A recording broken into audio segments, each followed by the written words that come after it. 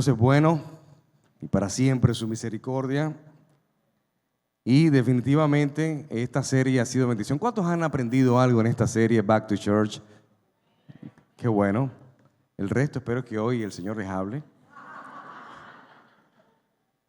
y que puedan ser movidos a la revelación. Y definitivamente el título Back to Church, ¿verdad?, que hace alusión a la película Back to the Future, ha sido porque necesitamos, más que volver a la iglesia, es volver a ser la iglesia. Más que volver a un edificio, es volver al propósito que Dios tiene para cada uno de nosotros. ¿Cuántos entienden esto que estoy hablando? Por eso es importante regresar a ser la iglesia, porque Dios no habita en un templo hecho por manos humanas, dice la Escritura. Dios no habita en un edificio de cemento, Dios habita en corazones que le reciben. Por eso tú y yo somos la iglesia, porque tú y yo somos el templo de Dios, porque Él habita en nosotros. Y por eso es importante entenderlo, somos el templo de Dios. Y para nosotros regresar a ser la iglesia, debe ocurrir un cambio y una transformación en nuestra mente, en nuestra alma y en nuestro espíritu.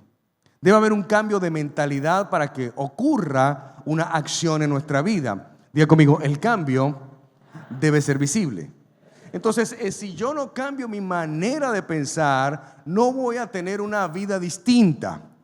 Y no es un simple cliché, es entender la revelación profunda que incluso el apóstol Pablo escribe, que debe haber una renovación de nuestro entendimiento para poder comprobar la voluntad de Dios, que es buena, agradable y perfecta. Diga conmigo, buena, agradable y perfecta. Esa es la voluntad de Dios. Entonces, para poder comprender esto, debe haber una renovación de nuestro entendimiento. Y esto ocurre cuando nosotros podemos volver en sí. Volver en sí es ese cambio de dirección, es ese cambio de destino que debe ocurrir en nuestra vida. Yo no puedo ir a un templo, ir a un edificio, ir a una congregación todas las semanas, pero seguir teniendo la misma vida de pecado. ¿Hay alguien aquí?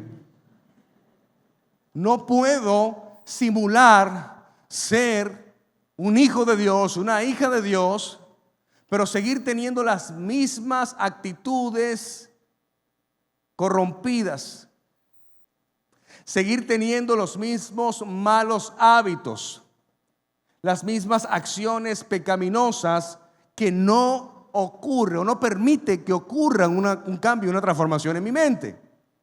Necesito volver en sí.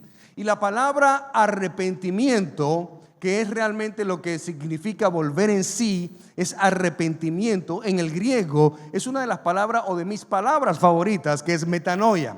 La metanoia, que significa cambio de dirección. Hace algunos años prediqué en un congreso sobre la metanoia y unos amigos pastores, amigos míos, comenzaron a llamarme Carlos Metanoia.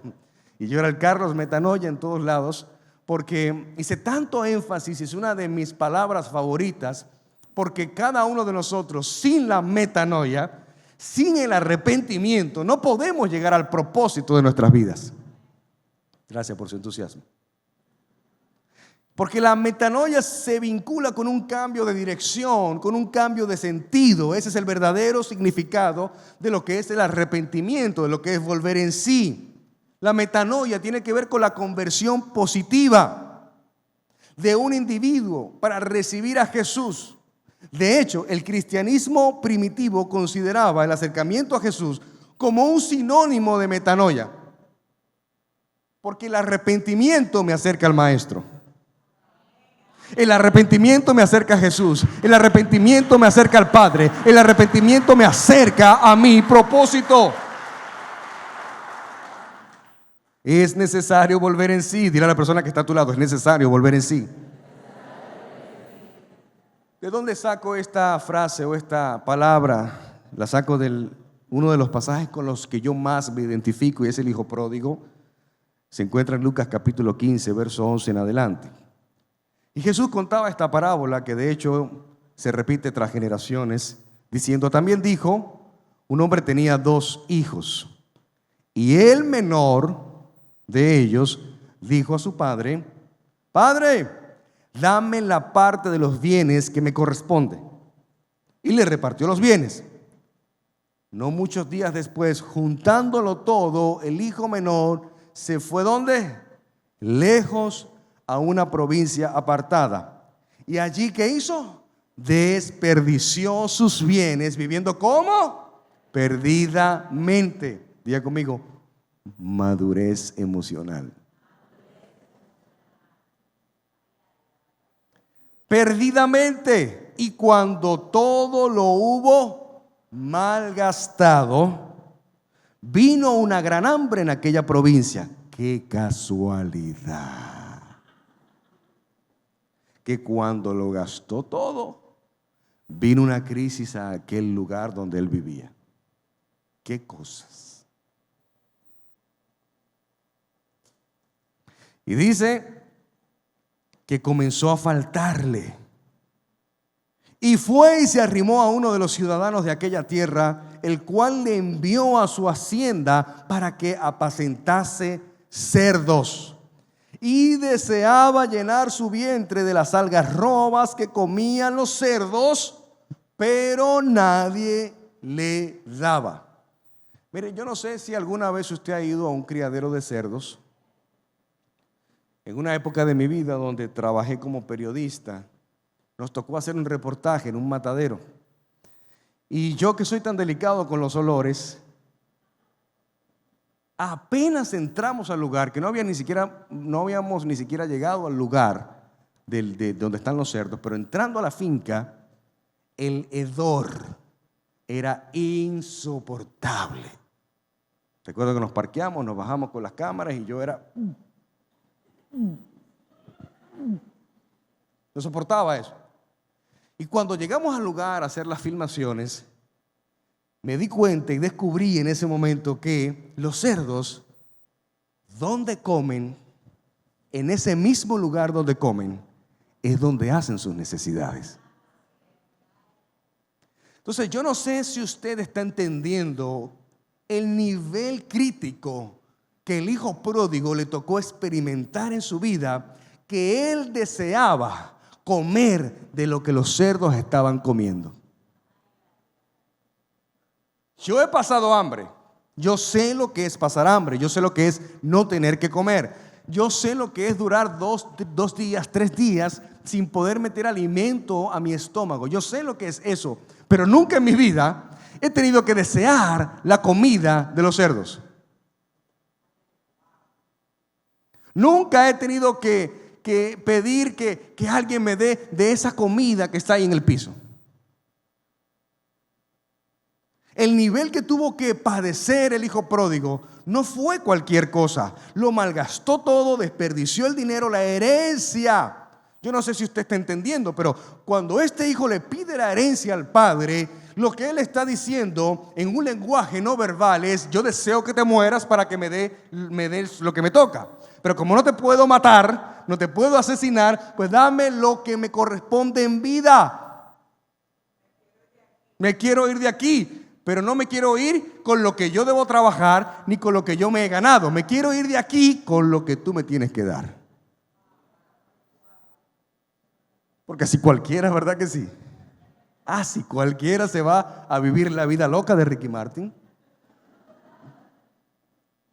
Dame lo mío, lo que me corresponde. Hay que tener pantalones para pararse frente a un padre y decirle: dame mi herencia. Pero el padre, al parecer, era un hombre generoso y se la dio. Dice que repartió. Un hombre justo. Y él se fue deseando, nadie le daba. Verso 17. Y volviendo en sí. Qué casualidad que vuelve en sí después que deseaba la comida de los cerdos. No, eso pasa en Australia, en Singapur, Marruecos. Aquí no. Dile a la persona que está a tu lado: es necesario el proceso. Es necesaria la crisis. Es necesario el padecimiento, es necesario el sufrimiento, porque de otra forma no serías capaz de volver en sí. No serías capaz de reconocer ni serías capaz de arrepentirte de tus malas decisiones. Hay gente que me dice: pastor, ¿dónde está Dios? En el lugar que lo dejaste. Ahí está. En el lugar que lo dejaste. Porque no podemos pretender, porque en la entrada de mi casa hay un pedestal hermoso que trajimos de Italia con mármol, travertino, Capodimonti.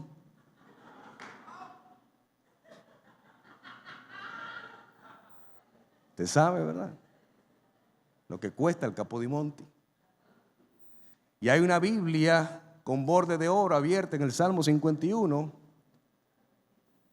con la foto ahí de alguien que nunca tiene una experiencia con Dios, y creer que por el hecho de que yo la traje de Italia, ese pedestal, y es de Capodimonti, y la Biblia tiene borde de oro y está abierta en el Salmo 51, va a ocurrir un milagro en mi vida. Como ese niño que vivía en esa casa donde estaba ese pedestal de mármol y Capodimonti y la Biblia bordada en oro, abierta en el Salmo 51, le preguntó un día a la mamá que quién era ese libro, y la mamá le dice que ese es el libro de Dios. Y él le dice: ¿y por qué no se lo devuelven? Porque aquí nadie lo lee. Regrésenle el libro, que lo debe necesitar. Quizás hasta lo está buscando y no lo encuentra. Diga conmigo: volver en sí. Va mucho más allá de una Biblia abierta en el Salmo 51. Volver en sí es que ocurre una metanoia en tu vida, un cambio de mentalidad, de que lo que yo hacía antes, que a Dios no le agrada, ya yo dejo de hacerlo. Un cambio de actitud, un cambio que los demás puedan ver. Por eso, volviendo en sí, dijo: ¿cuántos jornaleros en casa de mi padre tienen abundancia de pan? Otra categoría que me da a entender que el padre era generoso, porque si a los empleados les daba abundancia de pan, no me quiero imaginar a él cuando era hijo. Y digo cuando era porque perdió la posición de hijo. Porque el que se va de la casa pierde la posición, escúcheme bien, la posición de hijo.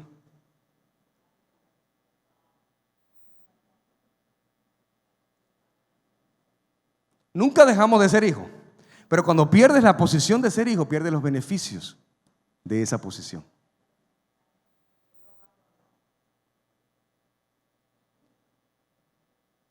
Dijo: ¿cuántos jornaleros en la casa? Fíjense que él entendió que él perdió la posición.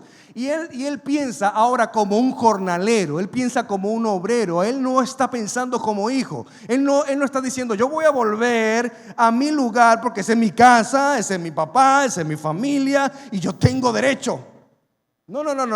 Él no está diciendo: yo voy a regresar como hijo. No, voy a regresar como jornalero. Comenzamos bien porque eso significa humildad, cosa que no tenía cuando le pidió la herencia. Entonces el proceso me está formando, el proceso me está entrenando, el proceso me está capacitando y el proceso me está entregando cosas que yo no tenía antes pero que las necesitaba. ¿Cuántos jornaleros en la casa de mi padre tienen abundancia de pan y yo aquí perezco de hambre? El 18 dice: me levantaré e iré a mi padre y le diré: Padre, he pecado contra el cielo y contra ti, no soy digno de ser llamado tu hijo. Hazme como a uno de tus jornaleros. Verso 20: levantándose vino a su padre. Es decir, lo dijo y lo hizo. Porque déjenme darles un secreto: del dicho al hecho hay mucho trecho. Y hay muchas cosas que usted desea, hay muchas cosas que usted anhela, hay muchas cosas que a usted le gustaría, pero no las hace. Como esa ilustración que dice: 5 ranas hay en la rama de un árbol, 4 de ellas deciden saltar. ¿Cuántas ranas quedan? Matemáticas, ¿cuántas ranas quedan? Si 4 decidieron saltar, ¿cuántas quedan? Unos dicen 1, otros dicen 5, otros dicen, no sé. Otros dicen que alguien más responda. Quedaron 5, porque decidir es una cosa y hacerlo es otra. Entonces no basta con decidir, voy a cambiar. Tienes que hacerlo. Just do it. Simplemente hazlo.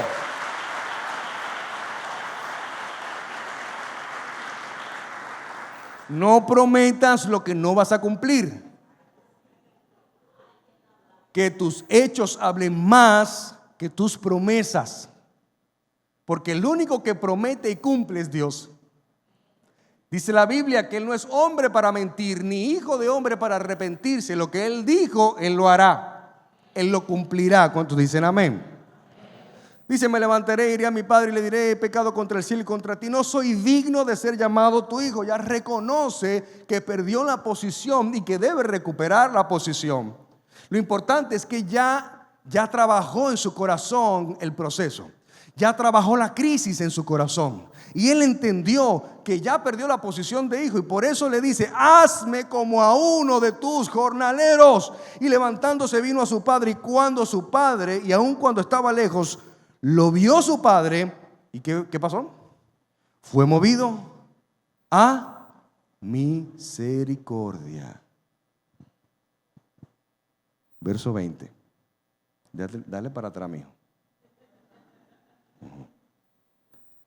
Y levantándose vino a su padre, y cuando aún estaba lejos, lo vio su padre y fue movido a misericordia.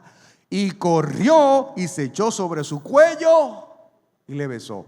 Número 1, el padre nunca salió a buscar a su hijo. Entonces hay mucha gente hoy en día que en medio de sus procesos, a mí no me llaman, a mí no me escriben, a mí no me visitan. Y si tú estás padeciendo alguna situación, va a venir la voz del diablo a decirte, y ellos te visitaron, porque ellos no visitan a nadie.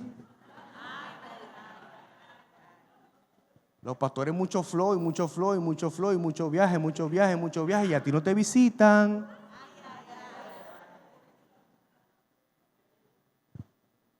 Venga, hágalo usted.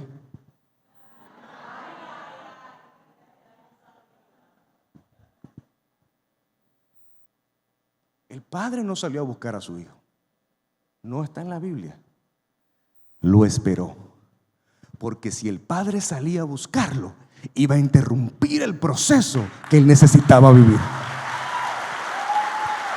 No importa si te sientes solo y si te sientes sola, necesitas vivir tu proceso solo, necesitas vivir tu proceso sola.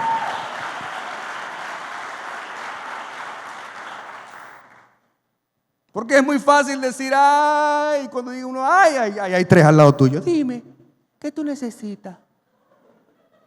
Como los niños, como los bebés. Ustedes saben que los niños de 5 meses de nacido, 8 meses de nacido ya manipulan, son expertos, vienen con ese manual de manipulación. Ahí estaba Juanita en la casa. ¿Y por qué habla así? No hable así.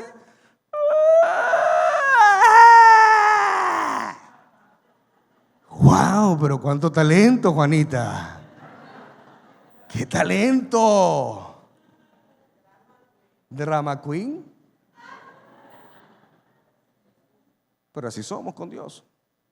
Queremos llorar porque creemos que si lloramos, entonces vendrá la ayuda y el socorro. No, papito. Viva su proceso. Viva su crisis ahí de la mano de Dios, dependiendo de Él solamente, de nadie más que Él. Eso es lo que te va a dar autoridad a ti en la vida. Cuando has vivido tu proceso. Porque Dios no sale a buscar a nadie. Dios no interrumpe tu proceso. Él te deja. Y espera que tú regreses. Por eso, back to church. Regresa no solo a la iglesia, sino a ser la iglesia. Necesitas volver a ser la iglesia. El ejército de Dios que no llora ni se lamenta. Yo no he visto a un soldado cuando está corriendo en medio de una guerra, ay, me partí una uña.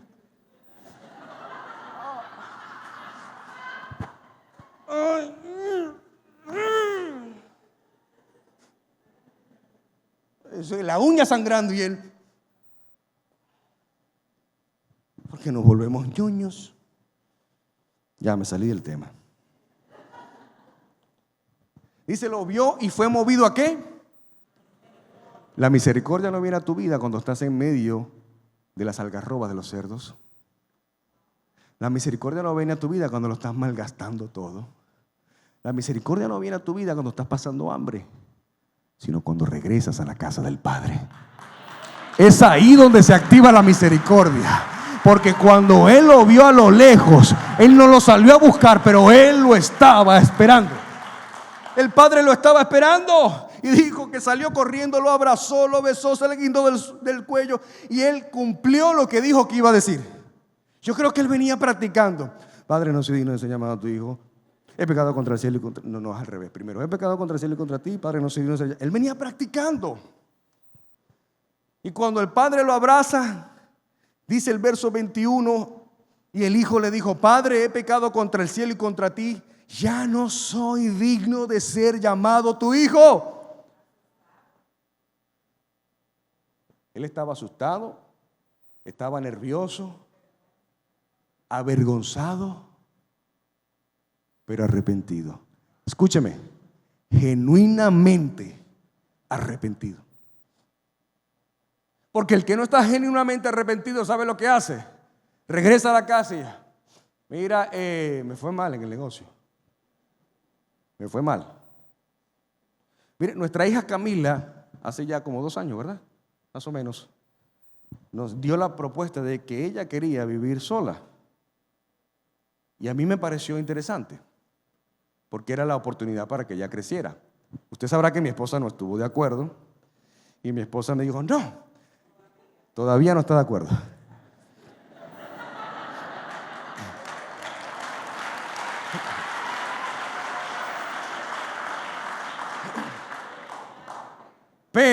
Pero, yo dije, es el momento para que ella crezca.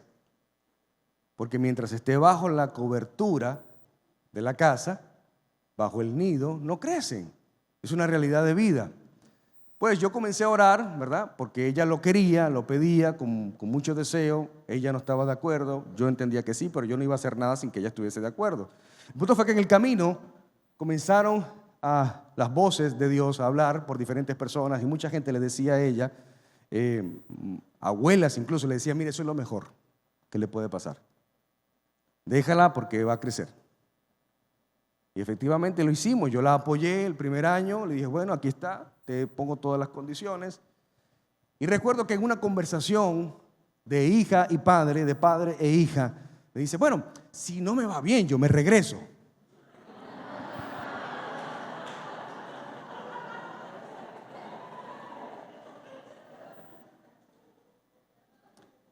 Yo le dije, no, Cami, si no te va bien, vas a luchar para que te vaya bien. Porque Dios no te va a abandonar.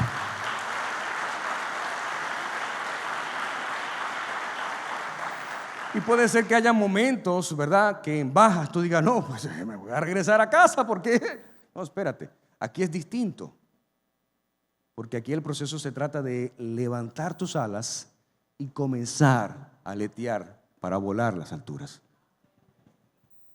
Y cuando ya tú has quemado etapas y has quemado procesos, ya tú no regresas ahí de nuevo.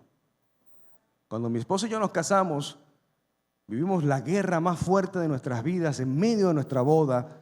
Y recuerdo recién casados, ahí mirando hacia el techo en la cama, los dos acostados, me preguntó mi esposa, mi amor, ¿tú crees que nos vivamos otro proceso como este?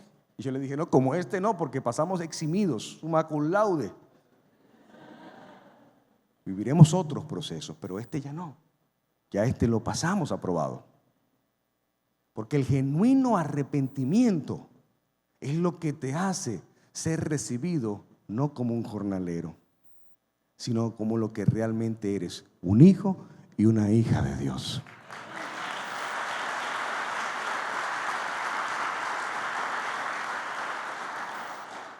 Y el hijo evidentemente le dice: Padre, he pecado contra el cielo y contra ti, ya no soy digno de ser llamado tu hijo. Pero el padre, dice el verso 22, dijo a sus siervos: sacad el mejor vestido y vestidle. Papá, pero escúchame, he pecado contra el cielo y contra ti, no soy digno de ser llamado tu hijo. Y lo que el hombre dice: y traigan un anillo y pónganle un anillo en su mano. Pero papá, no me estás oyendo, he pecado contra el cielo y contra ti, no soy digno de ser llamado tu hijo. Y no se olviden del calzado, tráiganme el calzado a mi hijo. Papá, escúchame, y traigan el becerro gordo. No al gordo, no al becerro gordo. Sí, porque en el servicio de las 9 uno me miró medio raro. Dice: traigan al becerro gordo y matadlo, y comamos y hagamos fiesta, porque mi hijo muerto era y ha revivido, se había perdido y es hallado. Y comenzaron a regocijarse, porque cuando un hijo vuelve a casa, el cielo hace fiesta. Hay regocijo, hay gozo, hay alegría cuando un hijo regresa a casa, sobre todo arrepentido genuinamente. Porque el que regresa a fuñir le va a ir peor. Le va peor. El padre hizo caso omiso a lo que él le estaba diciendo. ¿Por qué? Porque el padre, desde que lo vio a lo lejos, el padre conoce a sus hijos. Una madre conoce a sus hijos. Desde que lo vio de lejos, dijo: está arrepentido, ya creció, ya aprendió. Porque nada más poderoso que las oraciones de un padre, de una madre con sus hijos, pueden más que cualquier otra cosa.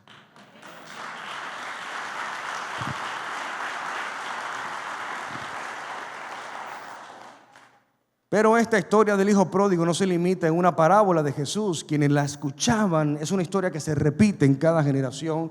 Nos ha pasado, nos identificamos muchos de nosotros con una historia como esta. La pregunta es: ¿por qué? Porque vivimos cada día con el desafío de que nuestra vida cotidiana refleje santidad en medio de un mundo lleno de pecado. Y cuando leemos la historia nos damos cuenta que no era un padre malvado, era generoso. Sus empleados tenían abundancia de pan. Le repartió la herencia y le dijo: vete, no hay problema. Pero como a este hijo nos damos cuenta que fuera de la casa de nuestro padre no encontramos la satisfacción de nuestro ser. No encontramos el propósito de nuestra vida. Yo creo que algunos de nosotros tenemos la edad suficiente para darnos cuenta que sin Dios no somos nada. Creo que ya tenemos la edad suficiente para reconocer que allá afuera no hay nada que pueda darme satisfacción, que allá afuera no hay nada que pueda darme placer, que allá afuera no hay nada que pueda darme propósito, porque en la casa de mi padre lo hay todo y un poco más. Todo. 3 puntos claves en la vida del hijo pródigo. Número 1, la caída del hijo pródigo. Para tú levantarte es necesario caerte. Me levantaré, dijo el hijo pródigo, e iré y le diré. No te puedes levantar si no estás en el piso. No te puedes levantar si no te has caído. Por eso la parábola indica que era el hijo menor, se armó de valor, fue a su padre y le pidió la herencia. El padre se la concede y tiempo después lo abandona, yéndose lejos a malgastar el dinero que ni siquiera él sudó con su frente. Lo segundo es la conciencia del hijo pródigo. Estando en esta situación, el hijo pródigo se da cuenta de lo que tenía en la casa de su padre y de la situación que estaba viviendo a causa de sus malas decisiones. Y por eso la pregunta es: ¿dónde estuvo la maldad? Desde el momento que tomó la decisión de dejar la casa de su padre. Desde ese momento, desde que le pide la herencia, pudo haber cometido muchos pecados estando lejos, pero la decisión de tener esa vida la tomó desde el momento que quiso alejarse de su casa. Tercero, el arrepentimiento del hijo pródigo.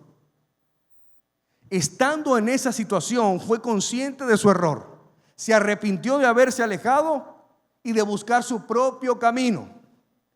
Si nos alejamos de Dios, iglesia, Él no nos ha abandonado.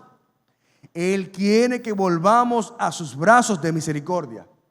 Dios no es hombre para mentir, ni hijo de hombre para arrepentirse. Dice su palabra que con amor eterno te he amado. Con amor eterno.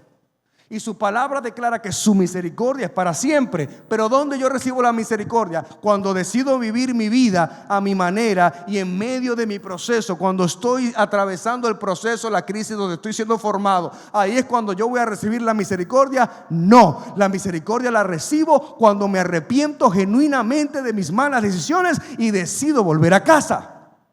Es ahí cuando recibo la misericordia. Por eso cuando Él regresa con una condición que no tenía cuando se fue: humildad. Humildad. El secreto del éxito es ser humilde. Por eso un gran sabio escribió: yo solo sé que no sé nada. Y hay gente que anda detrás de conocimiento. Y hay gente que andan detrás de cuántos libros has leído. No me digas cuánta Biblia tú sabes, dime cuánta Biblia aplicas a tu vida.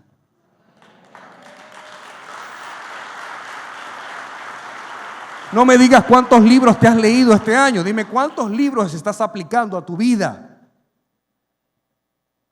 No suba la foto del libro que estás leyendo. Muestra en tus redes con acciones que el libro te transformó. Hay demasiada información en la calle, pero pocos modelos. Pocos modelos a seguir. Por eso es necesario el proceso. Cuando yo veo a alguien con la altivez que muchas veces les caracteriza hoy en día, personas que no han vivido proceso, yo digo: ¡ay! Viene proceso. Mire, recuerdo un diciembre, nosotros fuimos a un concierto de Juan Luis Guerra, ahí en Altos de Chabón, y Dios nos regaló una estadía esos días allí, y fue maravilloso. Vivimos el año nuevo allá, y el 1 de enero fuimos a comer allá a la Marina. Eso estaba lleno de gente. Recuerdo que íbamos caminando y de repente vemos en el restaurante que tiene un espacio con aire acondicionado y un espacio que es una terraza abierta, al aire libre. Y vemos que en la parte del aire acondicionado, la parte privada, está una sola mesa ocupada y era Juan Luis Guerra con su familia. Lo primero que tú piensas es, bueno, reservó toda el área para ellos, para que nadie más entre. Pero la terraza estaba full. Y de repente se me ocurre preguntarle a la joven que nos estaba atendiendo que si era posible estar allá adentro. Y ella me dice: sí, claro. Y yo: ok. Y yo: wow, vamos a comer a 3 metros de Juan Luis Guerra. Nos sentamos, yo estaba muy emocionado. Ahí estaba don Juan Luis Guerra con su esposa y sus hijos cenando. Y de repente, pues, ahí recuerdo que estábamos con Betania y Betania me dice: pastor, ¿sabes que Betania es muy creativa? Pastor, escríbale en una servilleta. Y yo, ni corto ni perezoso, qué gran idea, porque yo no quería interrumpirlo, pero sí quería saludarlo y conocerlo. Para mí es una gran persona. Y le escribo: don Juan Luis Guerra, no quiero interrumpir su comida. Soy pastor, estoy con mi familia acá, estuvimos en el concierto y me encantaría poder saludarle al final de su cena. El mozo fue, le llevó la servilleta a Juan Luis y él inmediatamente leyó, se levantó y fue donde la mesa de nosotros y se sentó con nosotros a conversar. Y yo dije: wow, así mismo. Dije: wow. Dije: qué gran humildad. Y él conversaba y conversaba y conversaba y conversaba. Y yo, ¿qué más le pregunto? Entonces tú sabes que ya no sé más qué decirle, no sé más qué preguntarle. Yo estaba nervioso porque estaba emocionado, estaba conociendo al maestro Juan Luis Guerra. Y comenzaron a hablar y cosas en común, mi esposa y él. Y hasta nos contó que en una ocasión vino acá cuando mi suegra estaba pastoreando la iglesia y se sentó por allá arriba cuando esto era una mezanina. Y fue una conversación nos tomamos fotos y ahí conversamos y fue muy ameno. Y dije: ahí está el secreto del éxito de ese hombre, la humildad. Pero no fue así siempre. vivió su proceso. Y de ese proceso nacieron canciones maravillosas que hoy cantamos como: no necesito pastillas para dormir si estás conmigo. Así como cuando David vivió su proceso y salieron los mejores salmos que están escritos ahí, gracias a los procesos difíciles que vivió David, donde él clamaba diciendo: alma mía, alaba a Jehová, dándole una orden a sus emociones, diciéndole a sus emociones: alaben a Dios. Por eso es necesario cambiar tu mente. Dile a la persona que está a tu lado: es necesario cambiar tu mente. Lucas 3:8 dice: produzcan frutos que demuestren arrepentimiento. Mire, que sean los demás que te digan que has cambiado. No como hay gente que viene donde mí y me dice: pastor, yo he cambiado. No me lo digas tú. No me lo digas tú porque no tiene validez. Déjame preguntarle a tu esposa. Que si tu esposa dice que has cambiado, es porque realmente has cambiado. Sí, porque es la primera referencia. Usted quiere saber cómo soy como esposo, pregúntele a ella, no me pregunte a mí. Usted quiere saber cómo soy como padre, no me pregunte a mí, pregúntele a mis hijos. Ellos tienen la referencia. Por eso Hechos 3:19 dice: por tanto, para que sean borrados sus pecados, arrepiéntanse y vuélvanse a Dios. No dice arrepiéntense y quédense con los cerdos. Dice arrepiéntense y regresen a Dios, regresen al propósito, porque el verdadero arrepentimiento siempre tendrá fruto. Y el fruto se puede ver. El fruto es visible. Es más, el fruto habla más que tus palabras. El fruto es el resultado de mi transformación, es el resultado de mi cambio.